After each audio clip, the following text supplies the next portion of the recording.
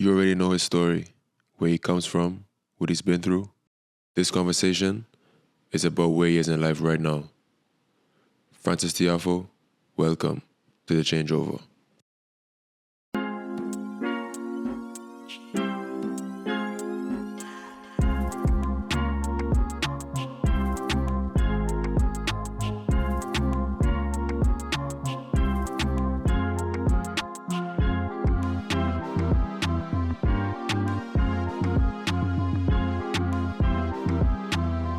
All right, we back.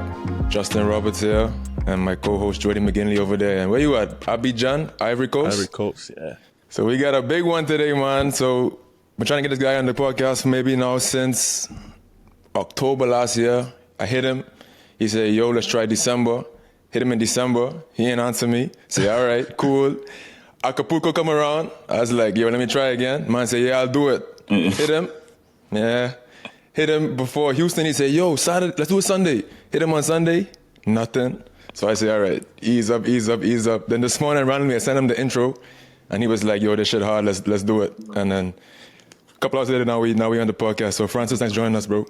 Yeah, easy, man. Sorry, I was on some black people stuff. You know, it is black people shit. But happy we got on, bro. Things came up, but happy for what y'all been doing, man. I've been noticing it, especially my guy Evan. Is Evan still a part of it or no? He's right now in Asia, actually. So obviously, you know how difficult it is. I'm sure you know as well, like with managing other businesses and that sort of stuff. So I think partly Evan kind of feels that way. It was kind of tough for him to manage, you know, focusing on the tennis and also the business. So for now, I think we're just gonna. No, but I'm just saying, I seen all y'all three at first, and I was like liking the idea of it. And then as seeing it as it grown, it's been dope, man. Been happy for positive dope. Thanks, bro. yo. Thank you. Speaking of the development of the podcast, so like we've been trying to get sponsors and stuff, but we have Mr. Sponsors on the podcast today. The man is the face of Lululemon, rocking the K-Swiss. I see the man with Evian ads, Stella Artois. I walk in onto the Miami Open site and like the food area. I see these big Cadillacs. I look around the corner. I see the man there with the first one with the Lululemon already. Like they in sync. Everybody in sync. And then I see you begging on the internet for the Chipotle sponsorship. You trying to get that done or what? I got the Chipotle card, and I seen a couple of my guys in the league rocking the bag. I'm like, yo, what we doing? Like, where the bag at? So the bag look hard though. Like so, but yeah, that was pretty funny, man. That was pretty fun. Yeah. For sure. So, speaking of that, so you've been very vocal and very open about the reason why you went pro so early without going to college and any of that was you wanted to change your life circumstances for you and your family and kind of bring you guys up, and you thought you had a chance to do that. And obviously you've been able to do that. It looks like you've become one of the, let's say, more marketable guys in tennis, and also you've done very well results-wise.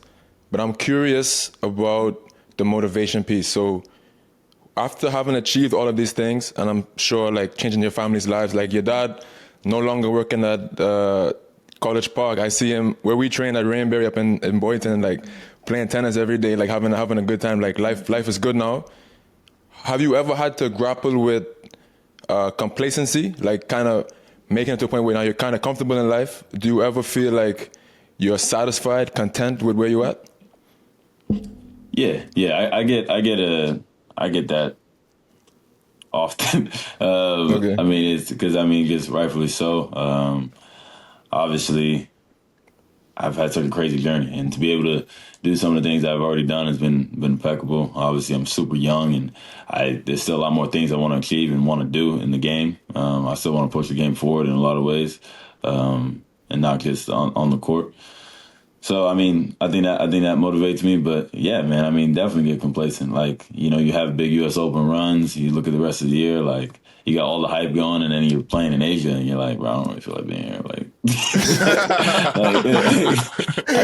I got all these dope dudes watching. I was like, I literally was very, very close these last 3 years, or especially 2 of the last 3 years of, you know, potentially getting my childhood dream, you know, done. And after you're not able to do that, you're kind of like, I'm playing in China with, or, you know, like, in Kazakhstan with 15 people in the crowd. I'm like, come on, dude, I could be at the crib. He's like, chilling, like, you know what I'm saying? Like, so it's just certain things like that. But I mean, I love tennis, man. I love tennis. And you know, for me right now, it's not really about the money. Keep doing the right things with your money and stuff like that. It's more just about just that little kid and that once was, and trying to fulfill his dreams and trying to be the best tennis player I can be. Potentially win slams, and I'm not gonna stop till I try and get one. So if I get one, shit, I don't know what's gonna happen. Then we out of here. So is that how you try to manage with the complacency? You try to just set bigger goals as time goes on to try and keep yourself excited about what's going on. Like you said, like, you know, towards the end of the year might be, you know, after the US Open, when you come to the Asia swing, for example, it might be tough to motivate yourself to go and do that. So like, do you set goals for yourself for those kind of things? Just try and get yourself excited and get up for these kind of events? I mean, I'm trying. I mean, last year I actually was, and then I obviously had a little incident. And after that, I was really done with the year. But, I mean, yeah, I mean, just trying to look at the glass totally different. Trying to end every year higher than the year prior. But yeah, I mean, the biggest thing, to be honest with you guys, like, I've done a lot of great things, but I really feel like I haven't scratched the surface. I really feel like I can do a lot more. I really feel like my level is better than even what I give out as we talk about a week-to-week basis. Obviously, you know, I do really well at some big events, but I mean, to be there each and every week, that's kind of like the challenge for me and what I want to do. Okay. What is the issue there for you think, that you need to sort of address? I think, I mean, honestly, having that will to win, that desire each and every week, no matter what it is, 250, Grand Slam, this and that, wherever. When I play in the States, especially in the summer, like, I get so super excited. First tournament in the States in the summer is back home in DC, so I'm amped up on 1,000. I got 100 something tickets. I got everyone going crazy. I'm ready to play. And then you got like Toronto, you know, my girl from there, and then you got Cincinnati, where it's like, all right, like, it's a terrible city, but it's 1,000, and you got the U.S. Open in a couple weeks, so you get amped up, like. And then once you know, then New York is kind of like that. Wimbledon as well, like. But it's hard. You know, we played a lot of tournaments, and a lot of tournaments now getting mandatory with bonus pools and things like that. You're kind of obligated to play a lot 2-week events. It's hard to kind of get to just keep doing it. But I saw a wild breakdown of the bonus pool. How much do you think about that when you're scheduling tournaments, or not too much? No, I don't think about it that much. It's already hard enough. You start thinking about it, you're like, I just know there's a lot of. I know there's a lot of money being moved around, and I'm like, yeah, you probably want to be a part of that. Yeah, you probably want to be a part of it. Speaking of money, I don't want to cut your pockets too tough right now, but obviously you were a big Nike athlete for the last, I don't know how many years. Like, after juniors, I think you were with Adidas, then you went to Nike. Yeah. And then now, obviously, with Lululemon and K-Swiss. What goes into that sort of deal being made? Like, what are you considering? Are they, like, making pitches to you? Or do they just talk to your agent? He comes to you and says, what do you want to do? Like, what is that sort of a big shift in image like? Yeah, so look, I mean, obviously, I'm getting older now, so, you know, I had a chance to sign with Nike, and I was just like, told my team, I was like, hey, look, guys, let me just wait till the end of the year and let me just go to market. I just want to see if I can get the best deal I can. In my mind, I still thought I was going to resign with Nike. I really feel like I was a Nike guy. I love, like, the whole Nike swag, everything, the jerseys, all the off-white stuff, all the Jordans. The heritage different over there, yeah. The vibe's definitely like that. So once in market, and, you know, because I knew I was going to sign either 3 to 5 year deal around those numbers, and, you know, you look at that. I'm 27, on top of 25. I was like, you know, come out the deal, you're either 30 or 32, 33. You're kind of looking at the end there. As far as, like, brands wanting to, you know, pay for your likeness. So I was like, I just want to get the best thing I can. And then market was aggressive, market was loud, and I was pretty shocked about it. And then I was, like, blown away by some blown away by, the offer I had. And I was like, okay, cool. Send this to Nike and hopefully they match. If they don't, it is what it is. And they did. And that's pretty much how it went down. And when it comes to shoes now, so I think for tennis players, like whatever clothes you wear doesn't really matter too much, but the shoe is like... The shoe thing was hard. Yeah. The shoe thing was hard. I mean, yeah, I tried a lot of shoes, bro. I mean, I tried Asics, Ons, obviously K-Swiss. What else I go? Adidas again or no? Adidas, no. Adidas, Nike, they didn't want me to use. So I tried Skechers, because Skechers is trying to make a push. No way. Yeah, no way. You went Embiid? Yeah, got some Skechers shoes. So that was gonna be dope. But bro, I wish Puma would make tennis shoes. Puma would be so sick. Bro, throw it back. That was sick, dog. But yeah, so it was like that. And then Yonex, I tried Yonex shoes a little bit, but I was like, K-Swiss shoes were unreal. They've been great so far. They've, putting my names on the shoes, and they've been sick. They've been really, really cool. So you feel you're able to perform well on those shoes? Like no issue, moving great. Transition. No problems at all. Been weird not having Nike shoes, but I'm getting comfortable now. I'm feeling good with it. For sure. I have a question for you. So I don't know if this was the exact time we met, but we must have been like less than 15. So long ago, bro. Like, it must have been like less than 15. The Adam days. Exactly. Rest Eddie in peace. under 12, under 14s. I believe I met him. I believe I met you at Orange Bowl, maybe. But he was rocking the feeler and the bobble at the time. Bro, I just remember Francis wearing the smallest pants, bro. Some tiny fucking pants. But for years, like I would say in the juniors, we knew each other a little bit here and there, and then we kind of lost touch maybe from early 20s until now. And so my question to you is, when you were younger and you were like, I just remember you always smiling, very happy, just enjoying being around, like playing tennis on the courts and stuff. And as time goes on, obviously I don't have that much access to you. We don't talk as much anymore, but I see you in interviews a lot of the time. You look a little bit more serious. Obviously you have a lot on your plate with the business and matches and stuff. Do you feel like your personality has changed a little bit, or are you still like that in closed doors, like the very happy, like kind of enjoying life, that sort of stuff? Or do you feel like the business and that sort of stuff weighs, like maybe some expectations, the responsibilities you have, does that weigh on you a little bit more now? Yeah, I mean, obviously you look, I mean, it's different. It's different playing at the level I am of color, and I think I've expressed that. I think you definitely feel the weight of it. I feel like when I'm winning, especially in big events, I'm winning for everyone. Minorities, so to speak, for sure.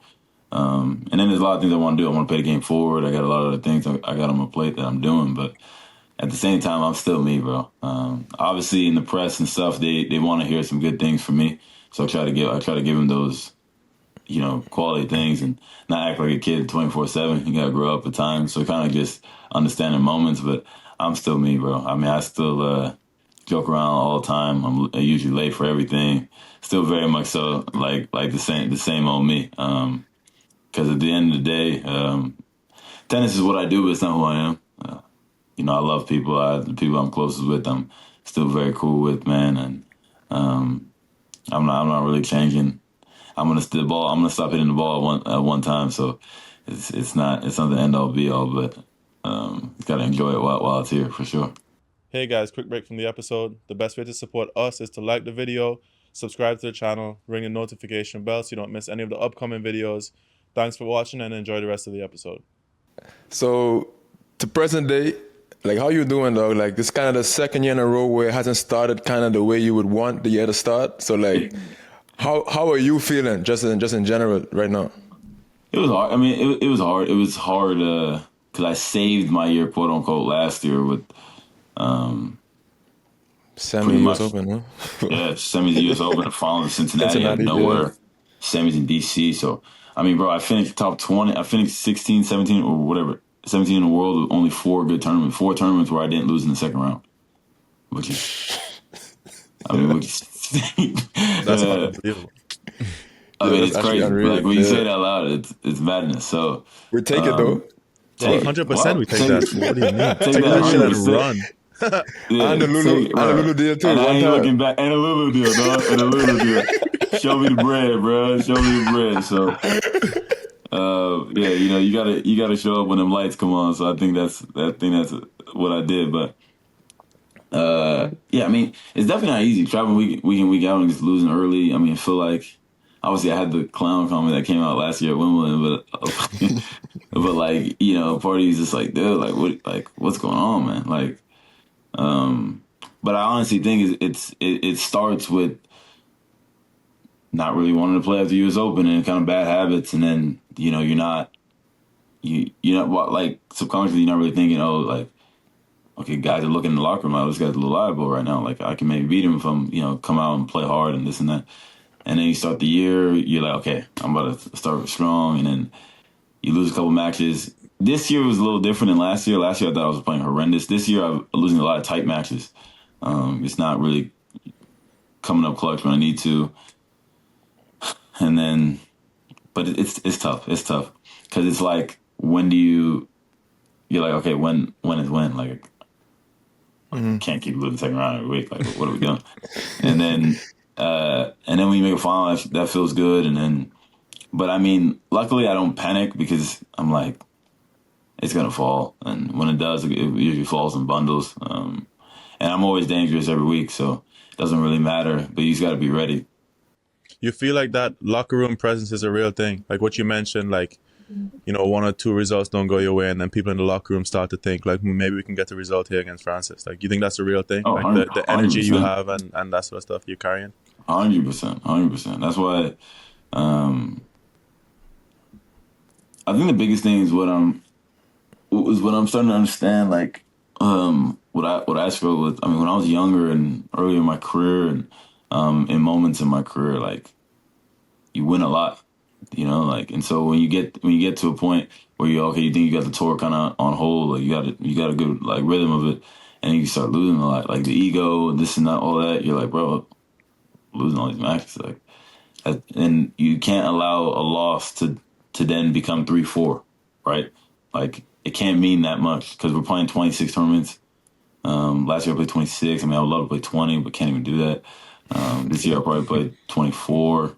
Like, so when you really think about it like that, and when I really say the comment I said to you guys earlier, where, like, last year I played 26 and 22 I did horrendous, and 4 and I did great. Like, losses can't mean that much because if you're not present each and every week and be like, okay, like, this is the week. It wasn't last week. Okay, this is the week. And then doors open up, draws open up, or you may even beat some top guys. And then by the time you know it, you're looked at totally different. And it just happens like that. Like, literally last year I was like, man, I had a good week in DC, beat Rublev. I'm like, okay, cool, I'm back. Next week I lose to be like 3-2. I'm like, all right. and then I make finals in Cincinnati, and then all of a sudden, like, get to the Open and people are scared to play you.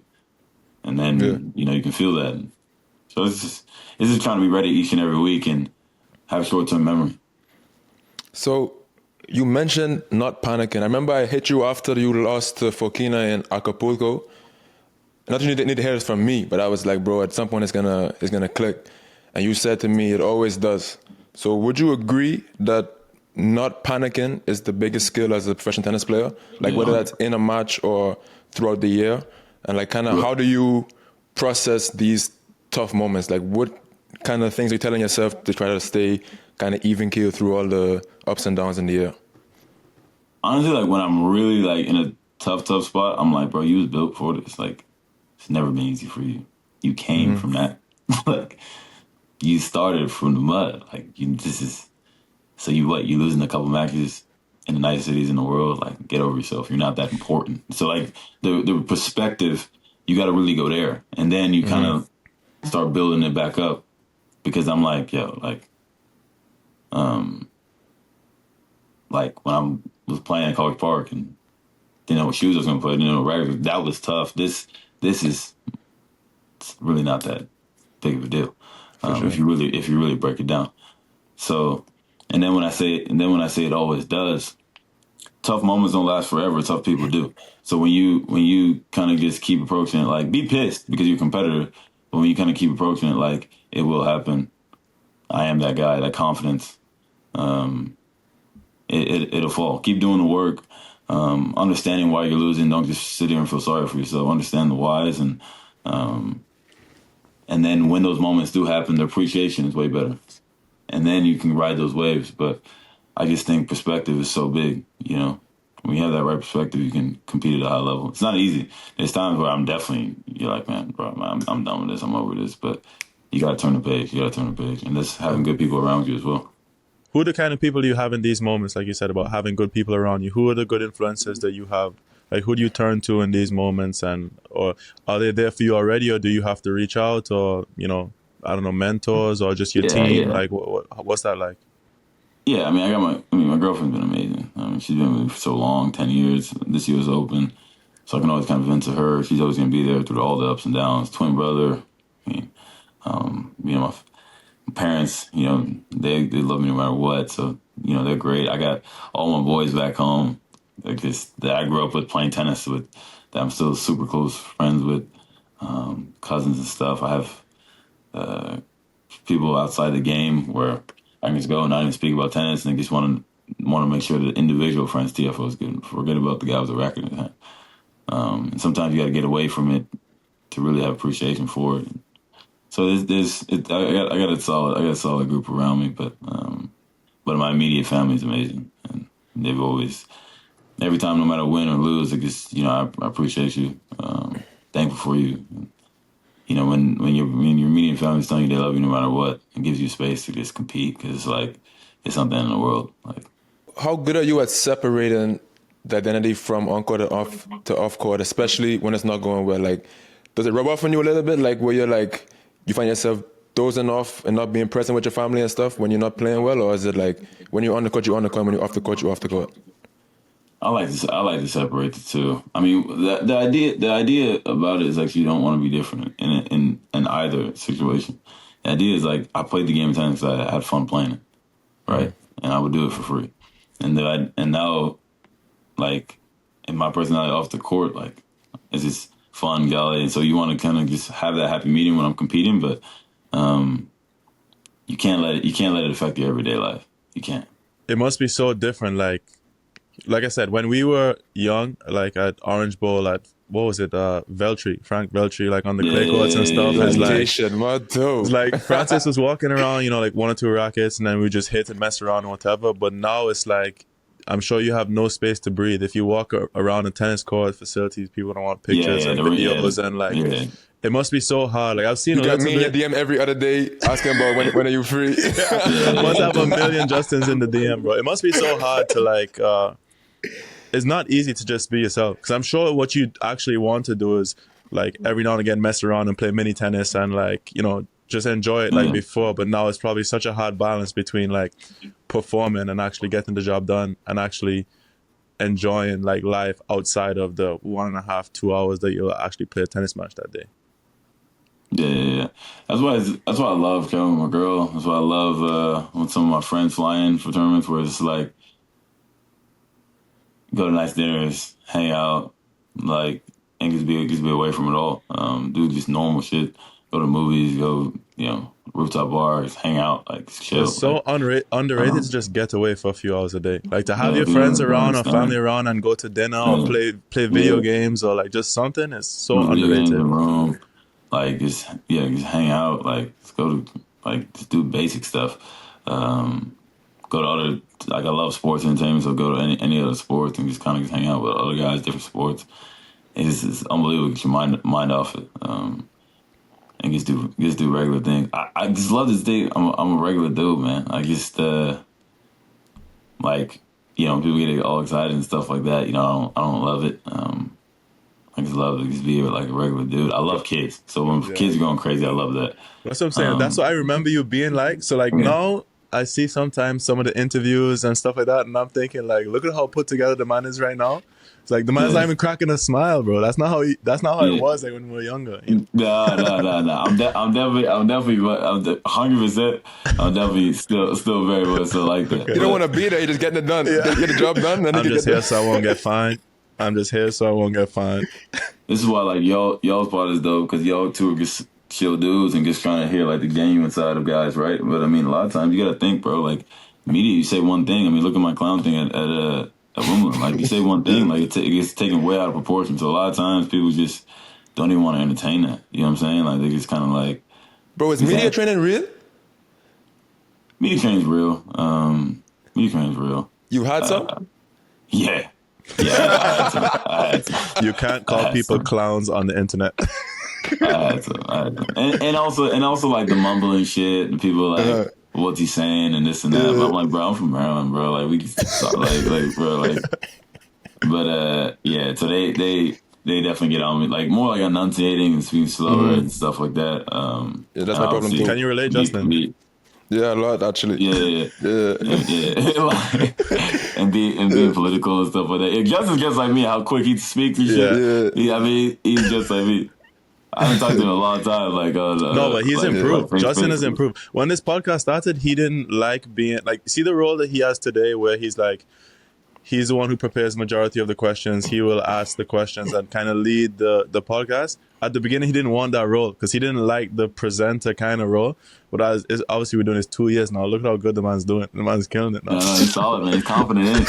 He's confident in it. I tell this man this all the time. I say, bro, you're good. Like you're good at this now. So you have to just be confident, all the time. We don't have no time for any dips in performance. Like you're there. We gotta be elite. We gotta be elite.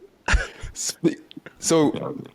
Like a couple, in one of those interviews you had after a match, I saw you say something about a lot of good guys being out there right now, like tour being very deep. You think it's deeper now than it was, let's say, 6 years ago when you were coming up? What? Bro, it's crazy, man. I talk about it with all the guys. It's funny, man. It's funny when we talk about generations, right?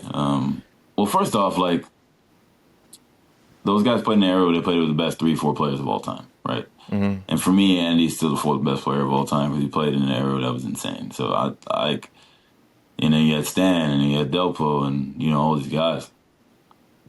But when you break it down, like people are like, oh man, the top 10 was a lot stronger than I'm like, well, I mean, you get 3-4 guys who are elite and everybody else.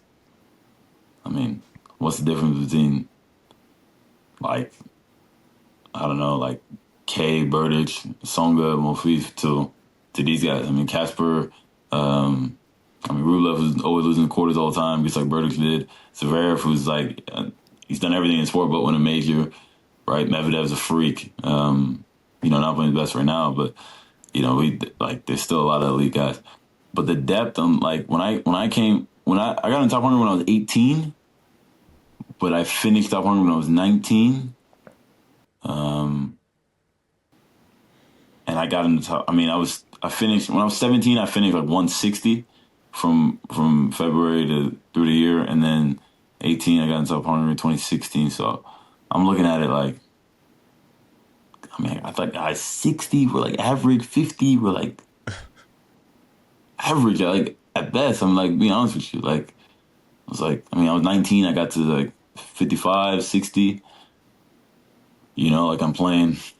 I don't know, like Cia Lopez and all these guys, and I'm like, guys 70, 80s, like, and granted these guys were older at the time, but I'm still like, bro, that got to be some youthful arrogance there. Like if you're so successful as a junior coming up, and then you have such a quick rise, that's got to be some youthful arrogance here to think someone 80 in the world is just like decent, But think about it now though. Like think about it now, like. Bro, like Goffin is probably like 70. Yeah. The guy's a freak, bro. Like the guy's like, what are we talking about? Like, you know what I'm saying? Like, yeah, I can go and play Goffin first round of a major. I'm like, bro, this is tough. K is like 70. Yeah. Mm-hmm. Like, I mean, and we can say, oh, he's not really 70. He's coming back. Well, it doesn't matter. He's 70. Yeah, that's true. You know what I'm saying? Like. And then you got the young dudes, all these young dudes coming in. They're looking at the tour like this is baby food. Like you got Mensik winning thousands. You got Fonseca. Mensik's serious, bro. Mensik's a problem. Serious, you got like no one was talking about this man, by the way, till Miami. By the way, I don't even know if I've seen Mensik play tennis until Miami, and then the man just won Miami.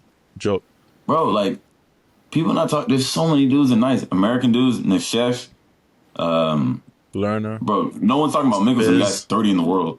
He's 20 years old, 30 in the world. Nobody talks about Mickelson. Like I'm like, that drives me insane. I'm like, he's goofy and all that, and that's my guy. But I'm like, the dude is 30 in the world. He's seated in Indian Wells, Miami. Like, he's 20 years old. Like, why are we like speeding by? Then you got like Lerner, who like people not really. He's beating Medvedev in slams and Zverev. Bro, Lerner, we watch him play Fonseca at Miami. We had some good seats. The level though, brother. The level.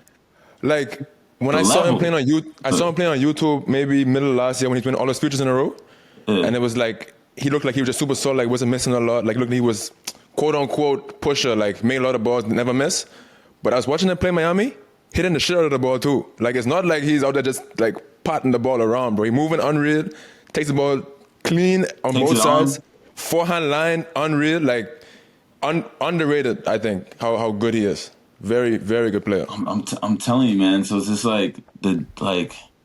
Monfils would tell me this, man. Like he would go 250s, get paid a bag, show up, and he's like, bro, I'm not really trying to. Like I'll probably play 2 dudes. I'm not trying to like. He's like, I play slams. He's like, I'm looking at the draw. I'll probably make round 16 and then play like Then I got to play like Simone or one of these dudes. But like people like, oh, the consistency back then. But why though? Mm-hmm. So you think it wasn't as deep as it is now? Now the consistency is not there because it's way deeper. Bro, Matteo Tell me Bellucci. why though? Yeah, like, Tell me why? Where are they coming from? bro, like you got dudes like I played Matteo Bellucci last year at the French, bro. When I tell you I had no idea who this dude was. I'm thinking like I'm looking, he's like 23, 180 in the world. I was like, yeah, I'm about to snip this dude. Bro, we get out there, the dude is like 5'6", serving 215. I'm like, whose son is this? Like, bro, the guy is like moving, like taking the backhands early. Little deep, like 4 hours later, I'm 4-all in the 5th deuce. Like, bro, I'm probably gonna lose first round in French. Like, 180 in the world. Like, I'm 23 in the world. Like, I was like, what's going on, bro? It's pretty consistent, this argument. Like we had Tomic on 2 weeks ago and he said the same thing. Like obviously you're playing like all the big events now. Tomic has been playing the big events recently, so his perspective now recently has been like the challenge level and stuff. But he said the same thing. Like even the challenge level guys like 400, 500, 600 are beating guys in the 100s, 200s like all the time. So I mean it's just obviously the same way with like guys in the 100s beating top 50 guys. Like it's just the level is a lot closer. Granted, I think it's still really hard to get up that small percent, but it's a lot closer than it was. It's very tough. Yeah. Very tough. But, like, for example, like, a Greek sport, I don't even know his rank. He's probably like 30, 40. Talent crazy, bro. Talent so fucking good, dog. Beating Zverev at any will. But, like, I'm calling that. I'm like, yeah, he probably going to win it. Like, just you watch his game, you're like, bro, this guy's 30 and 40 in the world. Dude's a problem. Like, guy can serve volley, fucking knife, backhand solid, moves well. Like, what I feel is that today players are much more complete, deeper into the ranking list. So like maybe like back in the day you had people with like more like shot making, like crazy shot making and shit. But like you had full but it was like this guy's backhand is not good. His forehand is not good. But like, today, bro, I feel like both sides good. Like, how are you approaching matches tactically now? Is it like you have to expose movement, or you have to just fucking execute serve first ball? Everyone's moving a joke now. Yeah. Before when I first this is what I'm saying, dude. Like when I sound like he doesn't win. No, like but I'm saying like when I first came on, I was like, bro, I'm one of the most athletic guys on the tour. I'm one of the fastest guys out here. Like I can just move quick, get on the ball quick, and I'll be fine. I can still defend if guys are ripping. I can counterpunch. Then I can turn defense to offense. But now everyone does that. Like you're regular now, yeah. It's no, part of the package. I move fast, but like everyone moves fast. So what difference does it make? And then it's like, how big are you hitting? Shit, everyone hits big out of the corners. It's like, all right, like now it's like, honestly, it's between the first couple of shots, you got to get on the point. I feel like you got to be able to be on the point with your front foot before the other guy. Like, you got to be able to take it on. Playing passive doesn't really work anymore. I mean, if guys are a little off, but everyone just hit this, like, there's no thought process anymore. There's no, like, guys are just ripping balls. And, like, shit's going in. It's crazy. You got to, like, defend. But, I mean, obviously, I still feel like the front court game is where you can expose guys. They bring your short slides and guys come to the net. They don't really know what they're doing. So, but it's hard because everyone's hitting the ball so big and clean that, like, change of pace it's not as easy to do as it was once before. So I try to use my speed to be aggressive, and I think that hurts a lot of guys. Like instead of using my speed to defend, like if I'm being proactive, I'm always gonna be tough. I wanted to ask you. So I saw Roddick say something about last year. He saw you after the summer, like you chose to skip the clay court stuff, the Olympics and all, and you played the U.S. hard courts. And then Roddick said that he saw you, and you were talking about how you were starting to win matches now, and he said that the decision started to slow down. And then I was wondering, is it that things slow down, or is it that when you start to play better, you start making less decisions? Like you start finding patterns that work, and you start doing the same things over and over again. So you feel more, I guess, when you have to make a lot of decisions all the time, things might seem quick because you're thinking too much. But if you just have like 2 or 3 things that you're doing over and over for the course of a match, and then you do that one match, do that the whole week, I feel like then it's obviously going to be slower because you're just making less choices. You feel like it's choices getting easier, or is it just making less choices when you're playing well? If that makes any sense, what I just said. Yeah, no. Yeah, that was a crazy question. But no, no, but honestly, and I seen my hero. I said that. For me, you want the game to slow down for sure, but by that meaning, like, I don't like to think when I'm playing. Like, we just do it, right? Mm-hmm. Like, you want to go off instinct and just doing the right thing, right? Like, if I get it, like, if it's, I like to take every second serve on. So if it's 4-all, 30-all,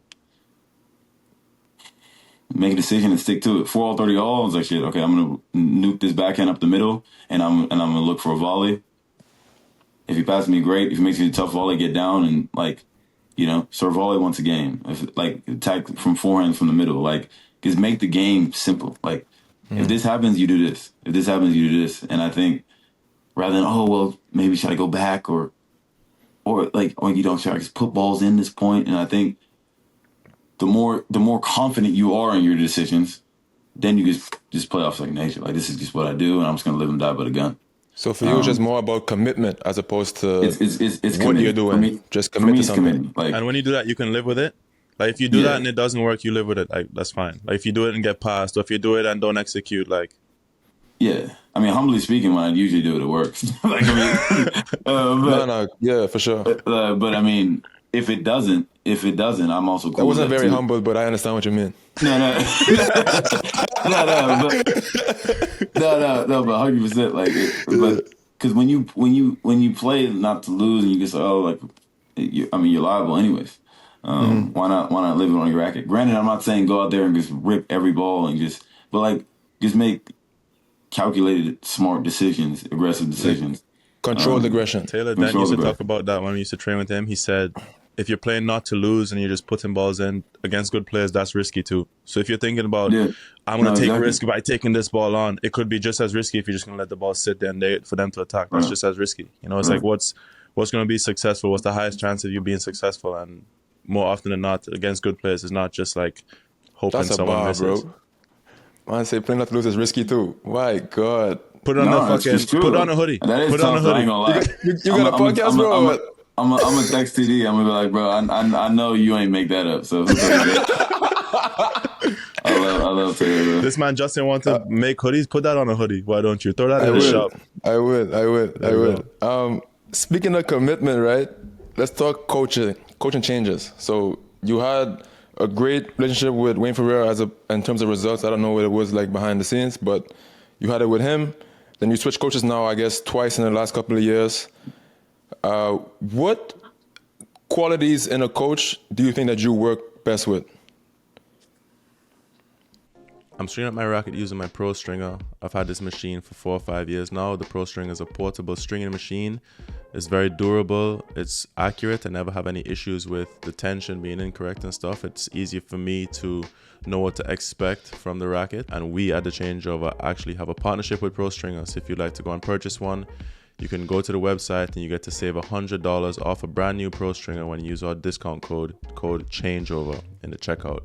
So if you're interested in a portable stringing device, I highly recommend this machine. Saves a lot of money in stringing fees. And like I said, I take it everywhere I go and string all of my rackets on this machine. Located in South Florida, Access Tennis is in the ideal location for training and competition. There are groups available for all levels of players, from young juniors to top ITF, D1, and pro players like Jody and myself. Access had a big part in the development of players like Cooper Williams, Ben Wilworth, Liam Draxler, and more. Access also has UTR match play certification. Visit accesstennis.com/contact for more information. Well, personality is one. I mean, because you're traveling an endless amount of weeks, right? So, I mean, someone who's just laid back, someone who I can just be me, say anything and be goofy and just, but also someone who's also understands my game and, wants me to play my game the right way. And then lastly, who's going to help me, be tighter on the screws and hold me accountable. And try to eliminate all, the ups and downs. Like, make sure I'm every day, get up, we do it the right way, we practice. Take the joke time less during practice, just because, it comes to the match review, like me serve drop shot or me just going for stupid shots, because, that may come out in a match.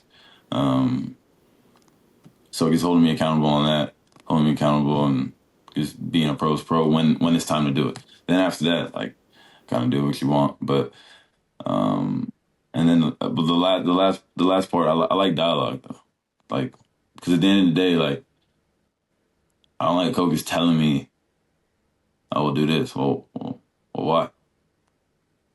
Because, like, I mean, if I do this, well, he's gonna do it this way. I did that because of, and then let's get to an understanding that way. Because I mean, at the end of the day, I'm still in the world. I've been top 20 for the last 3 years. Like, you know what you're doing. Like, yeah, I mean, it's not like, you know what you're doing, but I think dialogue and reminders. Reminders definitely help you. And then, because it's all about, like, right now, it's just getting, it's a clown.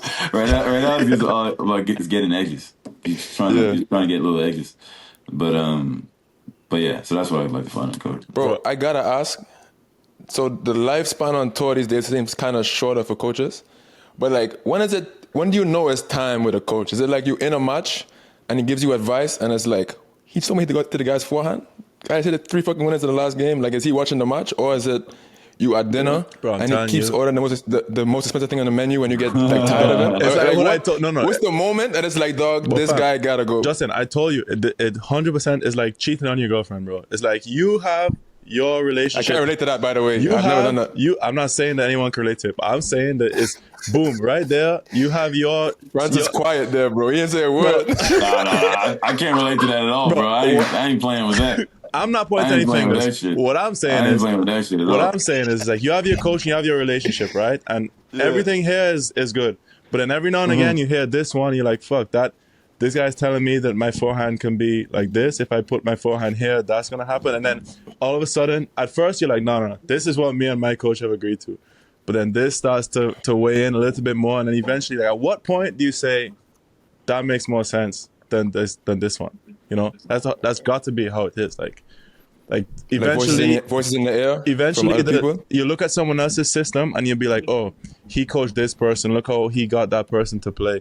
Like, maybe if that can be for me, you know what I mean? Like, that's how I see it, at least. Like, it's not like you have your coach and then your coach and you and them are done. And then you're like, okay, now I'm going to go look for a coach. It's 100% you have the person you're going to work with next lined up. You got a wandering eye early. That's what I'm saying. Yeah, I mean, you have some people, like, even while you're with somebody, you can envision yourself with somebody else, right? How they go about it, how they are as individuals. We're talking about tennis right now. We're talking tennis, right? yeah, right? Yeah. Yeah. Okay. Yeah, of course. Yeah. You're a clown, bro. Like, what you think I was talking about, bro? Like, you can. No. That's for the audience. Clarification. Yeah, that wasn't. I was gonna ignore that.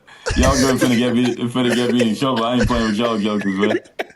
But nah, because you can envision yourself with somebody else, right? Like, this guy coaches this guy this way, 100% totally. And then you got to create the perfect marriage once you finish with that guy. But I think you're definitely right. Like, when I went with David Wood from Diego, it took me a second because he was working with somebody at the time. I didn't want to hire somebody. Obviously I got Jordy traveling with me, so I was cool. And then once I heard he was up for grabs, I was like, okay, this could be a guy I could work with for sure. And then the whole summer last year was just a trial through the U.S. Open. that was just a trial, and then obviously we were doing well. So I mean, I was like the proof's in the pudding. I mean, we can just kind of keep it rocking. So yeah, that was kind of how that went. But Kobe's game is funny, man. It's not easy. It's not easy at all. It's not easy to find a perfect match, man. I was with a guy for 4 years. I mean, I was with Wayne for 4 years, a long time. Bro, but we see you trying to add to your game now. Like, you changed the serve a little bit. Yeah. We saw you try the different strings in Dallas. What are you looking for at this point? Because when I seen you playing like at your best, like US Open, going deep in tournaments and stuff, you were serving a joke.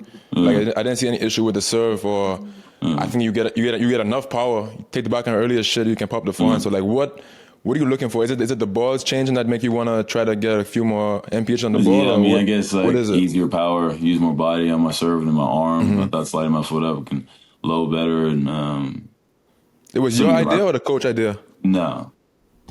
Dude, I'm like, when it comes to tennis, I'm not arrogant dude at all. When it comes to tennis, I'm arrogant. When we speak tennis, I'm just like, dude, like I didn't want to do it at all. And then he brought the idea back and forth. Now I'm cool with it, but I still think I need to serve at a higher percentage right now. I'm not serving at a percentage I like, but yeah, I mean, just trying to get better, man. I mean, you see all the top guys and Novak and all these other guys over the years, how things have changed, and you can say, well, why are they doing that, right? But I mean, that one thing may be just that difference that you need. With the string piece, I only did that for the 1 week. I thought I was getting too much pop on the ball, which I didn't really feel like I needed. But yeah, I mean, just trying to gain inches, pause, but just anything like yeah. That was crazy. That one right there was a little too much for me, dog. Yeah. So yeah, I mean, that's kind of it. That's kind of that. Should that gonna be in the episode? All right, go on. What's up, bro? We're good. Francis, I what's need up? to hear you. Oh yeah. Oh, you doing? You said, how you doing? All right, yo, Justin, we can go. Bro, so going from, let's say, the platform serve you had before to sliding the foot up, what are the challenges? Like, what the balance timing different? is so off, though. Timing is so off. Because, like, platform, you just kind of throw it up and just get up and go. Like, when you slide, you got to have a little more pause. I think you need to have a higher toss when you slide your foot up, I think. So you can actually have that chance to load. When you platform, you kind of just throw it up a little bit and just get after it. But, and then, so I was struggling with that because sometimes I get really fast on my serve, so I was kind of mistiming it. I thought with sliding my foot, I'm able to turn a little more, which I can hide my serve a little more, and guys are guessing a little bit more on my serve now, which is cool. Now I just gotta get it in the box, but one step at a time. Was that on your mind like earlier this year in some of the matches? The serve, like, were you thinking about that a little bit in the matches or not really?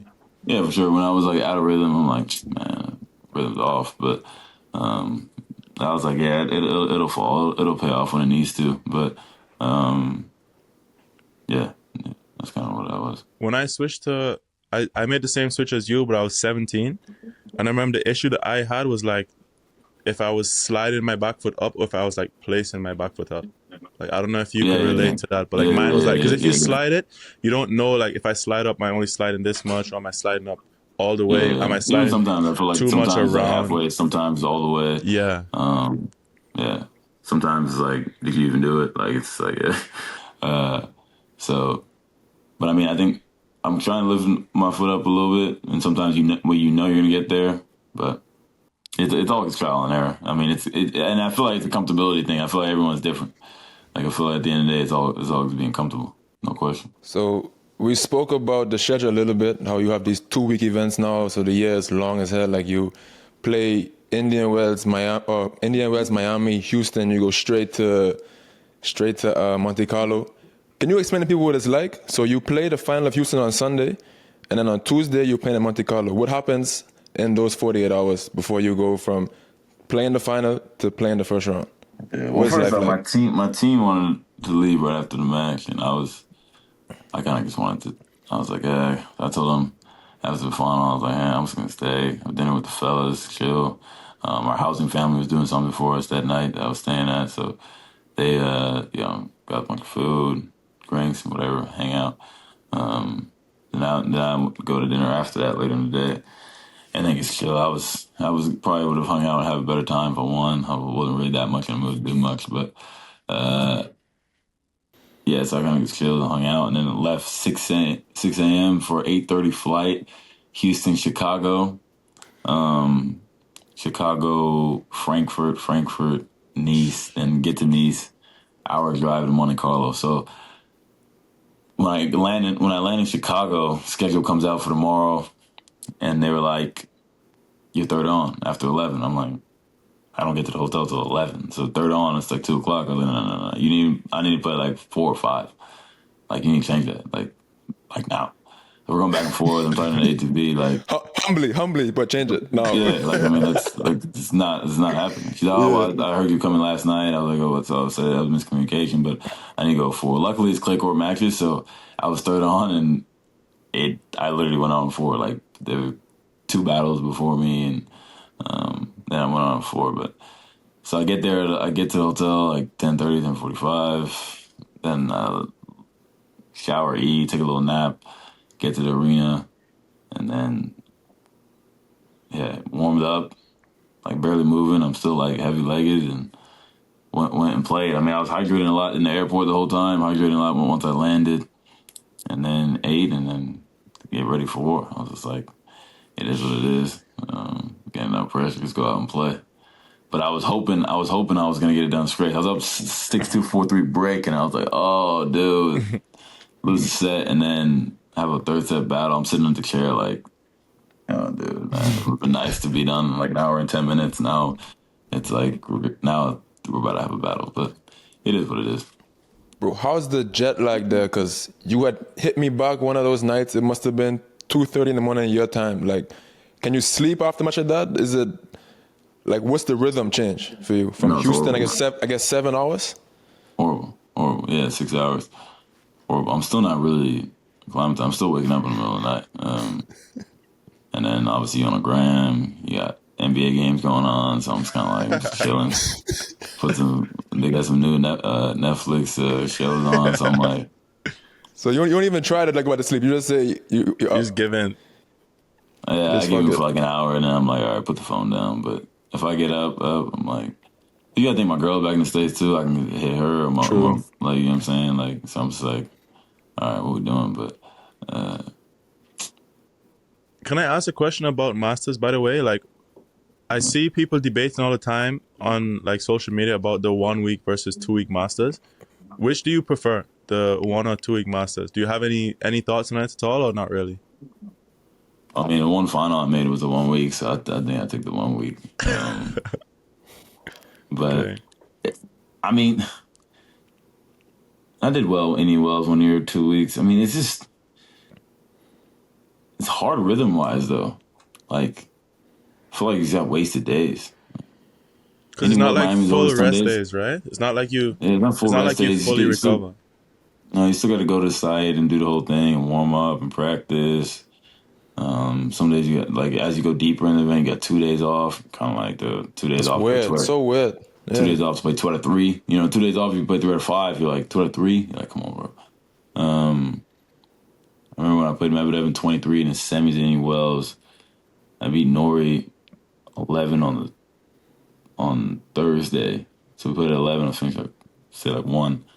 So from 1 to 3 o'clock on Saturday, like chilling. Like, but do guys talk about this and stuff or not really? Like, is it like a locker room conversation? Almost everyone on the tour hates it. Oh, really? They were saying money's supposed to rise. Prize money's supposed to be risen. It hasn't. I mean, you know, the tournaments are just doing well. Tournaments get 2 weekends now, right? Yeah. That they can sell tickets. You know, for us, prize money would have to have risen a lot because, you know, you got to pay extra hotel rooms for a lot more days. And days just chilling. Like, you know, I'm out here in Europe. I finish this week. I don't play till the following Friday, Saturday. It's like, okay, I just got dudes out here just chilling, paying hotel rooms. Like, what are we doing? So, like, it's just those kind of things. But it is what it is, man. Everyone's kind of in the same boat. ATP does what they do. That lawsuit going on right now. We see what happens. Yeah, but we'll see. How you feel about that? I see both sides of it. I mean, obviously, I think it's gonna be, a big thing. I mean, hopefully, hopefully, it's all coming for a good reason, right? To get more benefit for the players, and we'll see what happens. Personally, I don't know too much actually about it from the PTPA side, but I guess know from players that are about it and what they've told me. Just benefit the players. I mean, get more transparency. I mean, get a situation where we're getting looked out for, right? Than just being like, okay, oh well, you didn't change for 2 weeks. Oh, okay. The way I see it is like if you might agree with a lot of what they say, or you might not. But if they can affect any change at all, it's a step in the right direction, in my opinion. Like if they have five things, if they have 5 big things that they want to accomplish, and they accomplish 1 out of the 5, that's still a positive, in my opinion. Like if the players are happy and it works out good for everybody, then it's a positive. So. Yeah, like how they choose to go about it is like they're doing it, in my opinion, probably the best that they can do, and if they affect any change at all, it's only positive. Yeah, my thing is where I say because it's hard to like this lawsuit. It is what it is, but it's hard for me because it's like we need to create unity. We don't have unity on tour, so it's like if you ask me, like generally, it's kind of like until we get that and everyone's really on the same page, whether if it's this direction with PTPA or somewhere else or whatever the case may be. If everyone's not down for it, it doesn't really matter. So, question, right? Obviously, the biggest leverage that players would have would be like we pull up the French Open this year and no one plays. That would be like the biggest leverage. Imagine we go to Wimbledon and be like, no, we're not playing for 17% net. So if the main draw says they're not playing, entire qualities is stepping up. Sign me up. I'm in. That's what I'm saying. That's what I'm saying. So you, Francis, 16, 17 in the world, whatever. You've been deep in majors before. You know, if whoever doesn't play, you have a great chance to win. And they all think the same way. But would you be down with something like that? Like where you would skip US Open, for example, if you thought that if we all came together, it would make some big change, would you do it? Or would you try to get your slam? The problem is, though, like, and you need the best players in the world to do it. The problem is, though, like, I just don't trust these guys out here. Like, I feel like, I feel like they fake. And that's the problem. I believe everyone feels that way. Everyone be like, oh yeah. The meeting before, yeah, man, screw this, man, fuck this, man. We gonna go. Like, I ain't playing. Like, we all need money. It's about a tour. It's about the next generation. This and that. Next day, you see everybody tying their shoes over there doing bands and all that. Locked in, like fully ready to. That's why I'm like, man, y'all ain't doing nothing, man. You got people, like you don't know who's really about it or not. Yeah. Because you say it and then you fuck around, pull out, and then all these dudes stayed in, and then now they.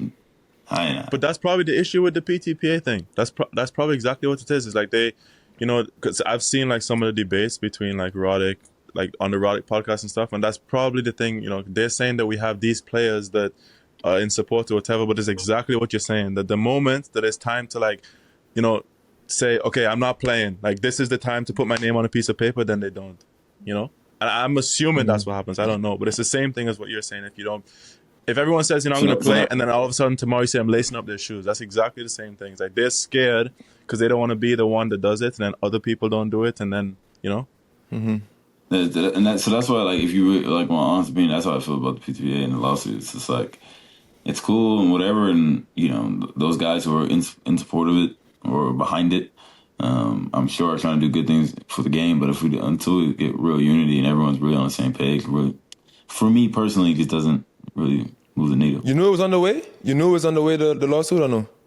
Yeah, I knew it was on the way. Yeah. Okay. I knew it was on the way. I knew it was on the way before it even happened. But okay. Or in the works before it actually went out to the public. But on Twitter there's like threads of people saying, oh, this person said they didn't know about it. This person said, and every single one I see is like negative. It's like they're just bashing the PTA. I'm like, bro, why are they bashing the PTPA? Like, I don't know. I just feel like they have like good intentions at heart, So it's like you might not agree maybe with some of the stuff, but they're trying. A couple of guys that work there are cool. Like a couple of guys that work there are cool guys. People that are behind it and working it. I'm not bashing them at all. Yeah. I'm happy they're trying to put the game in what they see is pushing the game in But what you feel is realistic. It's just fear of being singled out and being like, you're gonna be the only one to like put your name out there, and then everyone else who says you don't want to be the clown. Yeah, exactly. The clown who actually sat out, and especially when there's else. so much at stake, bro. You're telling me like you work so hard your whole career, so hard to make it. Man. Sports so individual, bro. Exactly. And that's my thing where you talking about unity. I don't trust these guys to do it, and do I even trust myself to do it? Like, right? Like, because to Justin's question earlier, like, bro, if I win a major, like, change my life forever. Exactly. Simple. I made 2 Lulu, semis. Stella. I mean, I made 2 semis and it's changed my life forever. So you think I'm gonna wait for some other dude or some other dudes that may or may not do it?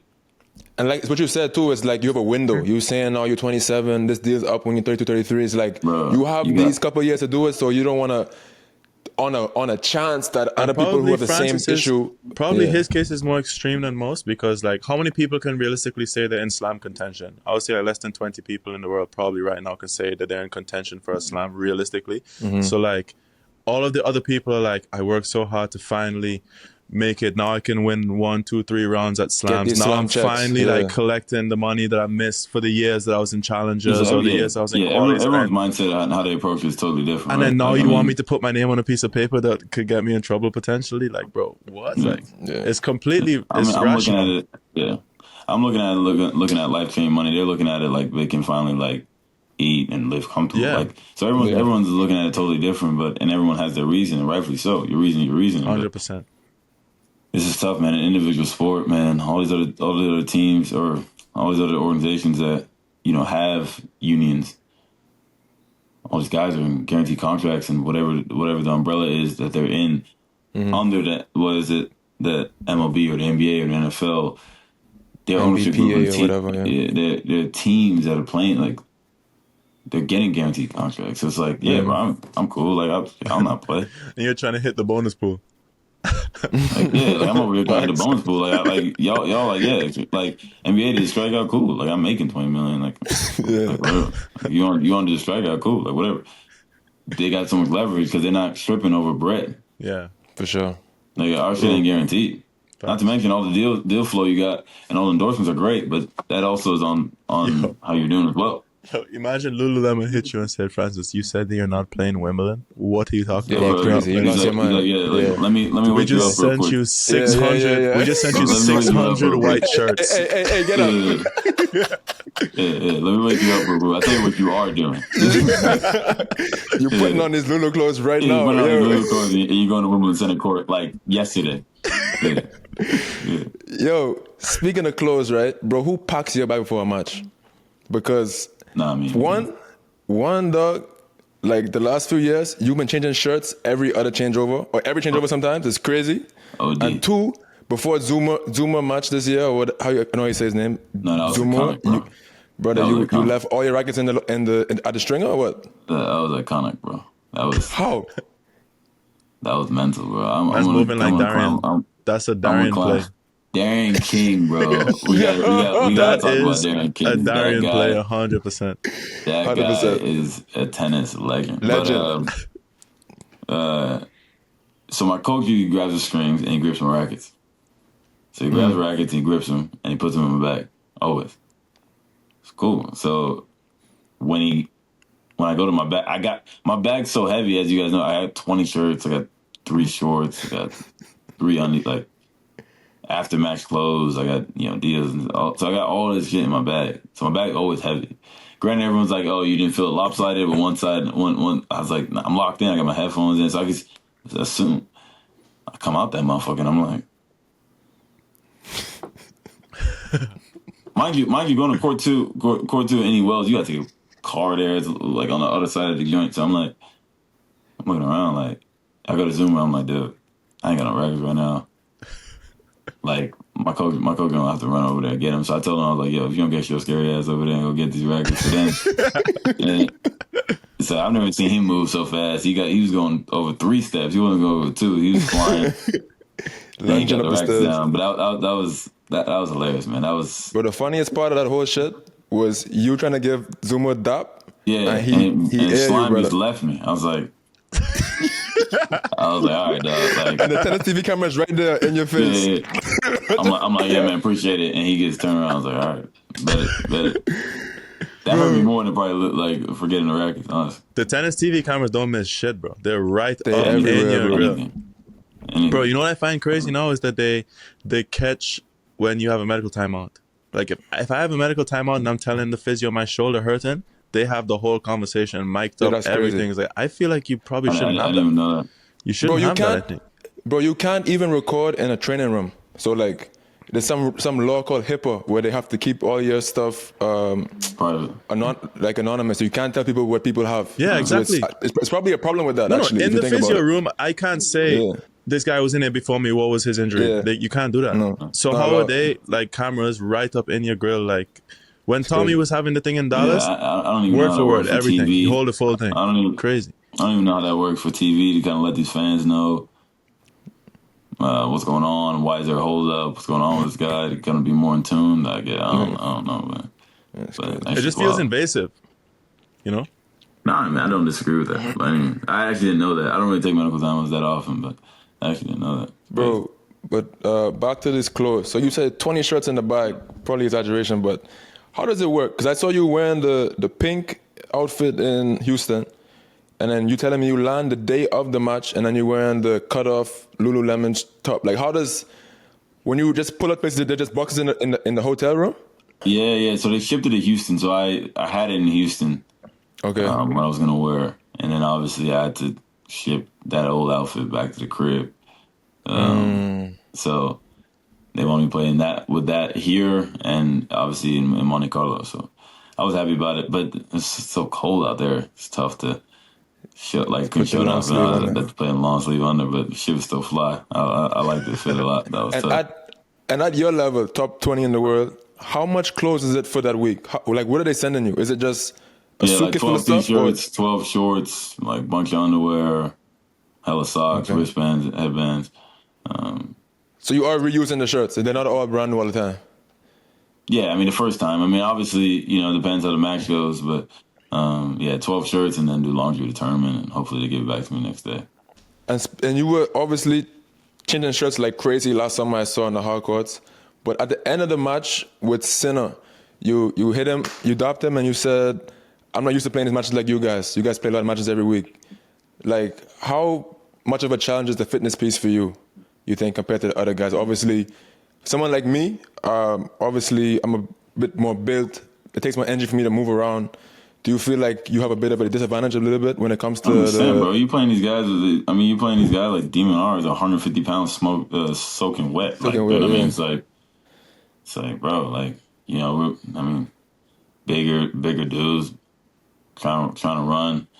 I mean, we ain't running around with chicken leg legs, bro. I can't relate. I mean, but I mean, it definitely, the pounding definitely is tougher. For sure. But it's funny when I said that at center, because I was like, dude, because at the end of that, like, we played tough for a set, and the end of that second, I was like, dude, I really got it in me to battle this whole second and play third. I was like, man, I got the open in a week. I was like, this guy's not losing anyway. A day later, the thing came out with the cluster board. What were you thinking when that happened? I was like, what timing the Francis tell this man that he can't play this many matches, and then the very next day was the doping thing. Unbelievable timing. Yeah, all my people, my phone was blowing up. I landed, right, and everyone's like, oh, man, they should have gave you the title, this, that, and the other, blah, blah, and this and that. And I was like, dude, I was in shock. Cause it was weird, because like, now looking back in his press conference, he's like, yeah, I've been through a lot of tough moments lately. And I looked at him like, what you talking about, dog? All you do is win, bro. I was like, my son hasn't lost. Win-loss record for the year. I was like, my son hasn't lost since March. He talking about, I've been through a lot of tough moments this year. I was like, when he said that, I was literally like holding my finals trophy and just looked at him like, whose son is yours? You're saying it right now. I was like, that language barrier? I was like, what are you talking about right now? He up here lying right now. Y'all don't hear the shit? I was like, my man not even saying anything. Like, and then, so then, like fast forward to that, then I was like, oh, that's probably what he's talking about. But I mean, man, look, like, you never really know what really happened. Obviously, you hope he did things the right way. You never really know what really happened. I mean, the whole drug system, WADA, USADA, whatever. WADA was on his ass. The doping system definitely did their due diligence and tried to get him, but it is what it is. I definitely think it's funny how the timing, everything, and like with the ban and everything, but it is what it is, man. There's no point in complaining about it, or worrying about it. At the end as of a the day, competitor, there's a part of you that probably just wants to just win a tennis match,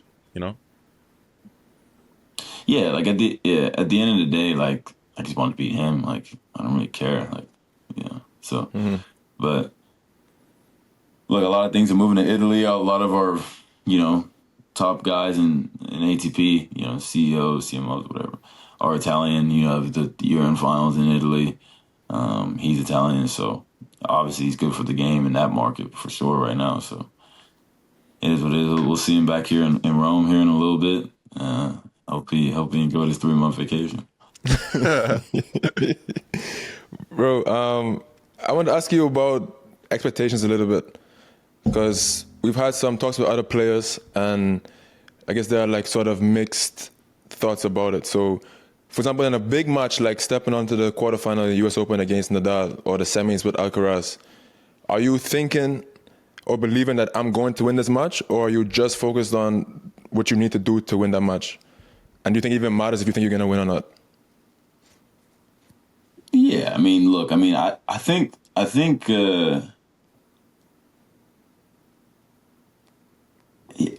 every time I'm in those big matches, for example, Rafa fourth round of the Open that year, you're more worried about performing because, of course, you want to win. I think that's an obvious feeling. Like, you don't want to come out and be like, man, I hope I lose today. I think you always want to win, right? Every match you play.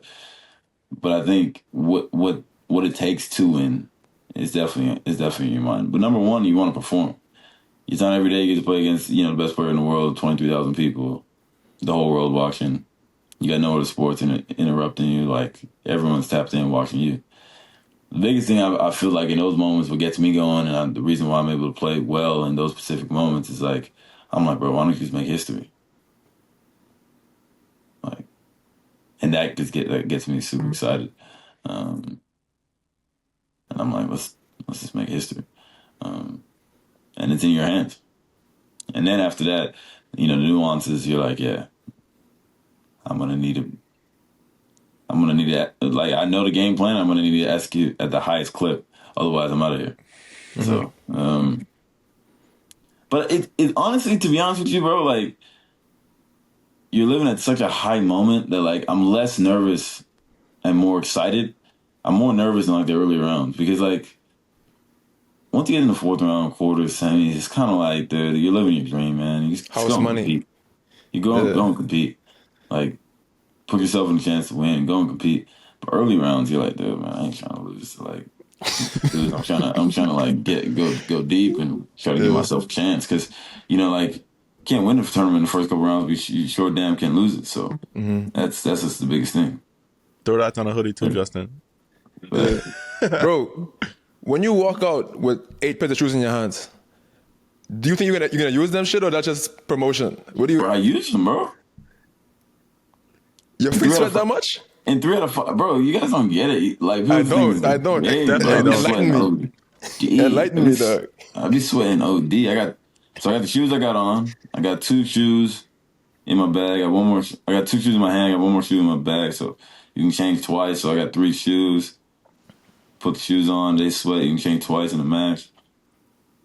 Shirts.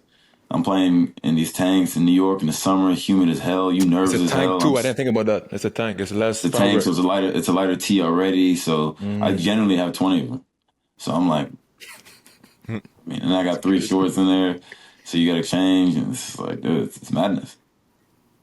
I always like sweat. Like, I was always sweating a lot. Like, even when I was young and all this, but I be sweating a ton, bro. So I be hydrating to try and do all these things. But yeah, I generally use all that shit. Yeah, bro. But it is dope, like picks and promoting. I have a question about I guess your identity or fundamentals, maybe even. So how much of the fundamentals do you think from College Park do you still have today? Like, does anything cross your mind at all? Like any cues or anything? For example, Evan used to tell me there was a coach at College Park that would say something all about your big toe. So like, focus on your big toe and you're like pulling the ball inside in or something. He's nodding yes. What does that mean? We used to always fucking clown. Pretty much like when you like, yeah, it's crazy logic. But anyways, like you're going, he pretty much hated closed stance. So like he hated if you're going right and say the ball's coming this way, you go closed stance. He's like, no, go open stance, plant hard, use your big toe and go off your big toe and go across. But he was all about going everything across your body. Yeah. This coach like everything across your body. Me and him hit heads and I'm like, well, I guess the question I was saying is like that's just like one example of it. But like, do you think you still have any of those fundamentals from when you're young? Do you have those cues you think about? And if so, like, can you recall any? 100%. I mean, the big thing that their slogan, like, trust your training. So, like, everything you do on the press course, trust what you do. Bro, I noticed that Francis talks in, like, phrases a little bit sometimes.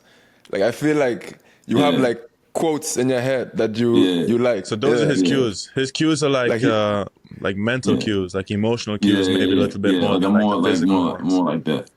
More like that. Yeah, it's like trust your training. It's funny, Justin. I was like, I do love you quotes. Do that, or maybe like rap lyrics or something. Like it's like probably has like little things that hit home for him, and he like keeps it in his head. So like with the losing that tournament in the first round, you can do that, but you can't win it. Like that kind of stuff. It feels like it hits you. So trust your training. Fear no one, respect everyone. Those are kind of the things I kind of live by. Bars. Yeah, because and then there was one more that. You know who your next coach should be? If this one don't work out, it should be Rick Macy. I think you guys will get along great.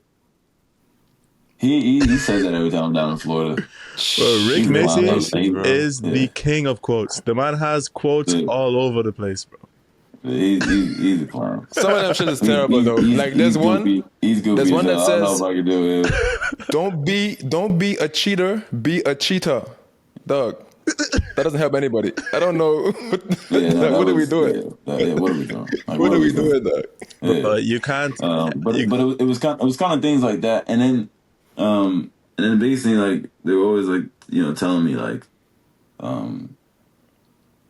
it's a game first. So I mean, like it's have fun. It's a game first. Like play the game. So sometimes when you're so in your head and like, you're like overthinking, and it's just like, bro, it's just a game. Like play the game. Like, and it also helps you like be attentive. It's like, yo, like play the game. Like meaning like use all your shots. Don't just be like, don't do the same thing over and over again and try to get a different result. Like, like if you're going hard backhand cross and this guy's like, or you're hitting super flat, okay, like spin the ball up a little bit, or like slice a little bit, like have to bring a short slice in a little bit, like come to the net, like it's play the game. But it was funny, man. Growing up, they were kind of like, your friends just like, they were hard on me, but at the same time, I was so all over the place, and I just wanted to play tennis all day. It was hard for them to get me to like, I hated drilling, so it was like, they would like trick me to like do drilling, but then we would be playing like point situation within drilling, and then like, you just kind of get me to just like do things to get me to play. Because I was like, for me, I was like, if we're not competing, what are we doing? Like, I can hit a forehand down the line. Like, this is like, what are we doing? Like, for you, some sort of competitive. I love the competitive thing about tennis, and that's what like struck me to it. Obviously, when you like younger, like I did a ton of reps of that, of course. But yeah, man. College Park is the factory for good backhands. Just every single one, just printing good backhands. Bro, every player, you just sign it. I had a Russian coach. And I hit backhands for days. Like even like sometimes like going across or hitting backhands with guys, I'm like, dude, like I was like, man, this keeps the lights on in every room in my house. Like I just can't miss this thing. Like I've hit it so many. When did you find the whip on the forehand? Because when you were younger, it was like a much more of a stiff thing. Pause. Yeah. It was like I don't know, the arm was kind of straight and whatever. And then when you got to like, I don't know, to the end of your Wilson days and early Yonex days, I started to see like had a little bit more of a. What was the idea behind that? So that was super funny. I actually used to have a normal forehand. If you really go back, I used to have like a normal forehand. Then, so when you're talking about the stiff thing, I went to Les Petitas, right? Mm-hmm. Well, I went twice. The first time I played it, I was fine. Came back still with a normal forehand. Won it the second time, and I remember I was behind in school, and I didn't play for like a week and a half. But I didn't really have any tournaments to play for like a while, so I was like, man, whatever. Came back out, and I was like, yo, fellas, I can't have forehand. Like, my shit was doing all this weird shit, and I was just like... and they was like, yo, we can't take you to tournament with this. Like, your forehand's out of control. And it was funny because, like... It was funny because they were like... I would like, go see... I would go downstairs from school, and I'll see, like, Gasquet hit or Delpo hit, and I always, like, copy forehand. So I could, like... And they were like, bro, you gotta stop. Like, I was like, how? I can always get hit forehand. But now I'm not joking. I just can't figure it out. I'm like, yo, how was that swinging? They were like, why you bending your elbow so much? Like, what are you doing? Like, so then I was getting on the wall trying to figure it out. Then I started playing tournaments. I went to Eastbourne, lost first round that year. I was like losing to anybody. Just couldn't hit a forehand. Like, could not. Like, I lost full confidence in my forehand. Everyone's like, what is going on? So I went on the wall when I came back and just got all stiff with it. It felt right. I was like, yeah, this will do for a little bit. And then people were like, yo, you really better. I was like, yeah, I think I can cook dudes. Like, just hitting, like, just like that. And kind of take it over. And they're like, dude, you serious? And I had good hands. I could move the ball around. And then, you know, I started winning again. And then it slowly started to evolve because they were like, yo, it's good, but it's flat. You need some action on the ball. Like, can't be out here hitting like a girl. Like, all respectfully, but like, so yeah, like. So then I started messing around with it. Started getting some more action. Dudes was like, yo, like, Coach was like, man, you can't do that. You're not gonna last. This shit's gonna break down. They play fast to that corner. You're not gonna be able to catch up. You got so much of this going on. And I was like, yeah, but I got good hands. Like, I should be all right. They're like, nah, man, they put on fast courts. I was like, well, okay, if we put on fast courts, shorten the thing up. Like, so then I was like practicing, they just rifle balls to my forehand. I had to shore it up and hit it returns. And then over time, it's got better and better. But then I was just like, yo, guys, when I whip it, I can whip a forehand cross court way off the court. They slap it line, I flick it cross my back. Like, I just got action. And I can pump it high. I can feel it around. And then Coco's tried to change it. They're like, okay, let's put your left hand on the throat and all this other normal stuff. And I said, look, it is what it is. I'm not changing it. I'm like 16, 15, saying, I'm not changing it. Like, you can do anything in my game, I'm not changing it. So it is what it is. Like, and any coach that, like, USTA coaches, all this other stuff, everyone's trying to change it. And I was like, look, until I stop in progression, ranking, winning, they're like, okay, cool. So what went into the serve thing then? Like, what was the difference, guess, between you trying to fix your forehand versus like you trying to change something in the serve? Serve, I was a little bit more open to because I was like, I could still feel like in serve with a higher percentage with going for it. And still it was fluctuating. Right now it's lower than what it was, but it was still fluctuating. So I was like, why not? But with my forehand, I just kind of felt like serve you hit one time, right? Yeah. Forehand, I can hit, what, 15 in a rally? I mean, I can hit. So it's like too big of a risk to change something that you use so much, is what you said. So for me, if I'm having doubt with that, and by the way, like everyone's returning and saying right now, so the ball's coming back. So if I'm doubting it every time it comes to my right side, thinking like, oh, do I have my left hand? Or I did like a nice unit turn, like circle wrap, like, bro. Like, it's my big toe in the right direction. Yeah, I'm like, I'm just about to like, and I'm thinking like a non-care guy. I was just like, yo, I'm just gonna take this thing, I'm gonna whip it around, and that's that. Like, it is. What it is. All right, last couple. The nickname BigFoe, right? Yeah. Is that self-given? Dude, so I was with a couple of my homies. I was with AJ. AJ AJ, a couple of guys. AJ, my guy Yancey, Jordy.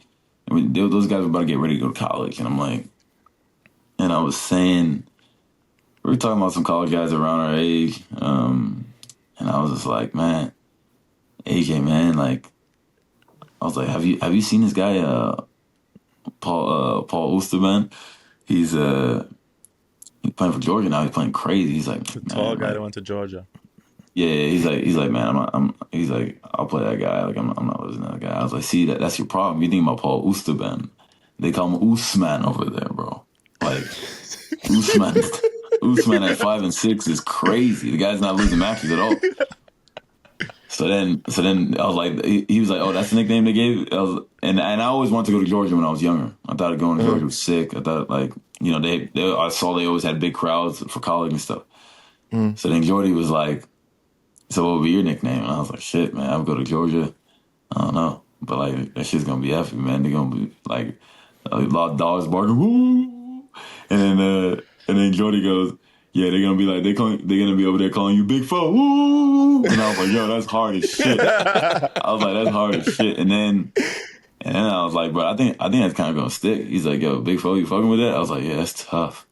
And then I was like, okay, let it kind of stick. Instagram came out shortly after that, and then started doing the hashtag BigFoe to come up, and then that's the one. And then it kind of gets stuck.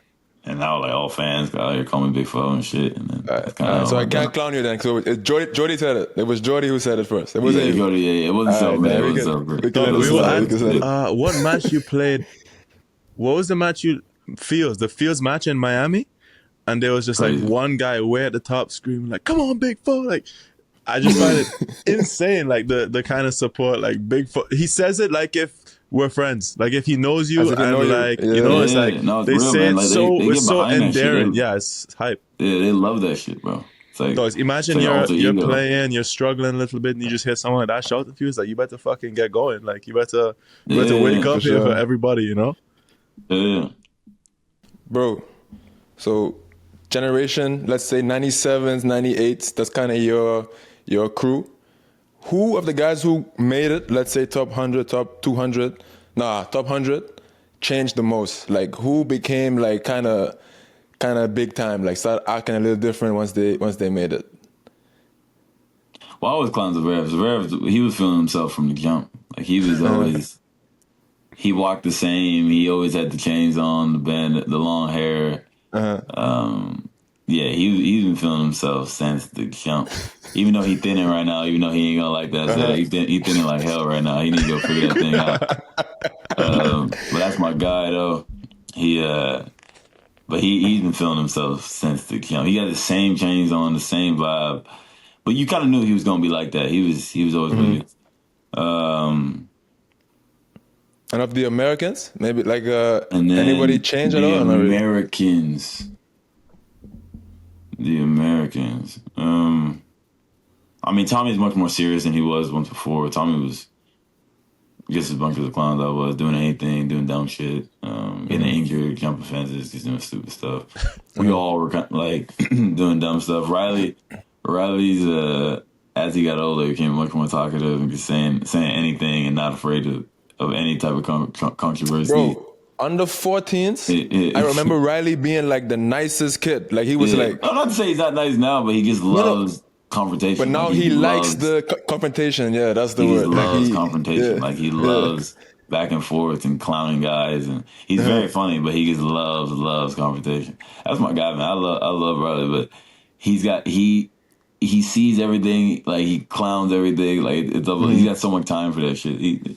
It's great. I mean, something that he loves. Like, I feel like all y'all are from that generation, the Americans that made it, like Tommy, Riley, all these guys, you, Fritz, like maybe. Those years. Well, I don't know Fritz when we were in juniors, but like I feel like all of y'all have been still like very respectful and nice to people when you didn't need to be. Like Tommy saw me way back. I don't know if you remember this, like maybe 5-10 years ago. He saw me at a Futures, like one of his last Futures that he played. He was the 1 seed. I hadn't seen him since we were young, and he came up to me and said hello and like, how you doing? That sort of stuff. Is like, I feel like it was a good crop of players, you know, like from solid individuals. Everyone's good people. Like, I don't think anyone kind of, feels himself so crazy. You talk to Riley, you talk to Tommy, you talk to Fritz. Yeah, even Fritz Riley. I saw Riley in Yeah. Charlottesville last year in November. He said the same thing. Yeah, it's cool. He said hello to me and like hadn't seen him since we were literally like 16. Like crazy. Yeah. No. Everyone's super nice, man. Good guys, good families. And we all have great rapport even to this day. I mean, we all get along great. I mean, we've known each other for so long. The journey's been amazing to see. Like, we played Easter Bowl to semis and slams, and just the journey's been incredible. Been there for each other, play Labor Cup, Davis Cups. So it's going to be funny when it's all said and done, all the stories we're going to have to tell. Yeah, facts. And last one. So you touching the streets, right? We call it team bonding around here. If you had to draft a little starting five from the tour, including you, so 4 more players, who you taking out? We stepping out.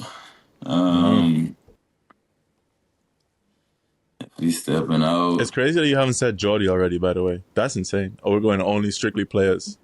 Yeah. Let's go strictly players. Strictly players. Jordy's the plus one that's given. Like, that's a given. Jordy's the coach. He's the coach. He's there. He has to be there. Yeah, he's the coach of the All-Star team. He called the plays. He called the Players for sure. Tommy's fun to go out with. Tommy's really fun to go out with because he turns up. Kyrgios, of course, he loves going out. Let me see. I want to say Gael. Gael dances a ton and be hilarious, but he don't drink, so it's kind of like. But what's it called? Who else? Who else? I went out with a lot of guys on tour in a long time. This is how you know the man's locking in. He can't even pick his five for going out because he's just been on the straight and narrow, bro. You know? There's no time to go out when you have to catch a jet. You just made finals of Houston. You gotta go to Monte. There's no time. I just don't go out with players anymore. Like I used to, because back in the day it was like me. It was me, Kakanakis, Sock, Kyrgios. We did everything together. We was always out doing shit. That's the five then. Yeah, there we go. It's them two plus Kakanakis and Sock. Those are guys. So to end the show, we always do a little trivia. So it's tennis trivia mixed with other shit like music, math, geography, whatever.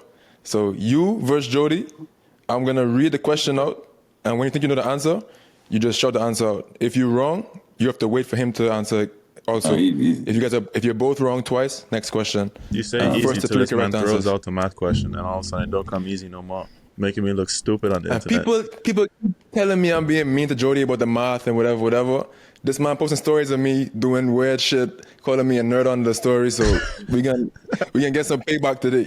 We get some payback today. Francis, your math good or no? We're about to find out. Don't start with math. No. First one is a who am I? I'm gonna give you a player's career, like whatever about his career, and you can tell me if you know who it is. So, who am I? Career high, number 6, is a showman, walking highlight reel. Monfils. The reason, yes, Gael Monfils. Oh my God, I was looking. It was either Monfils or Sanga. Gael right there, boy. Question number 2. Oh, damn it. How many American women are in the singles top 10? 4. Nope.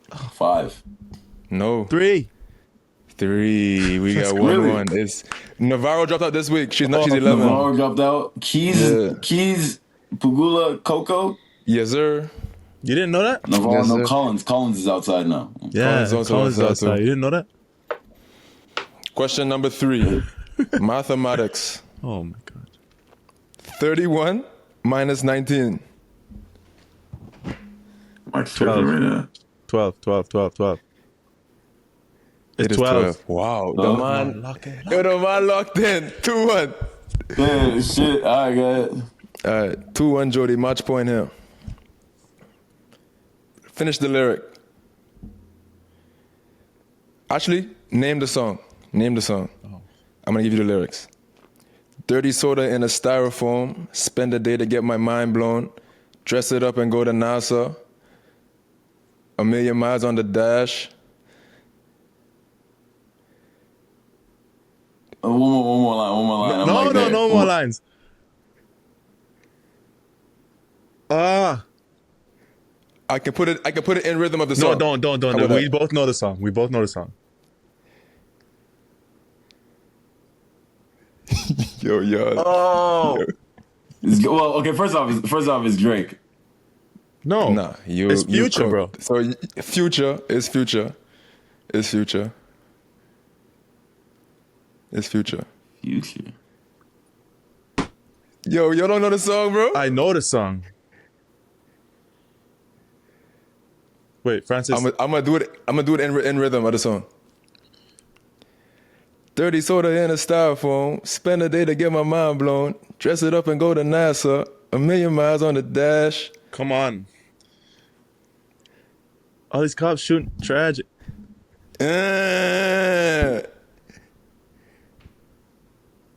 Oh my god. Okay, clue. There is a month in the title of the song. There's a month in it.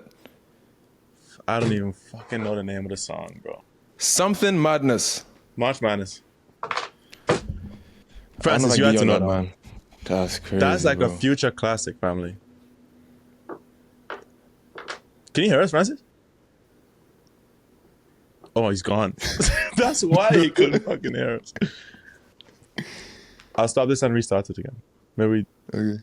Yeah, it was Future March Madness, but we can't count that one. That don't count. We can't. That don't Yeah, count. but that line was like, yeah, I guess you couldn't be that obvious with it, but All right. Wait, what's the Damn. score? What's the score? It's 2-1 you, bro. 2 on me. Come on, lock in. All right. We're gonna go language now. Language. Translate Oh no. the score line advantage to Spanish. oh hell no, I'm screwed.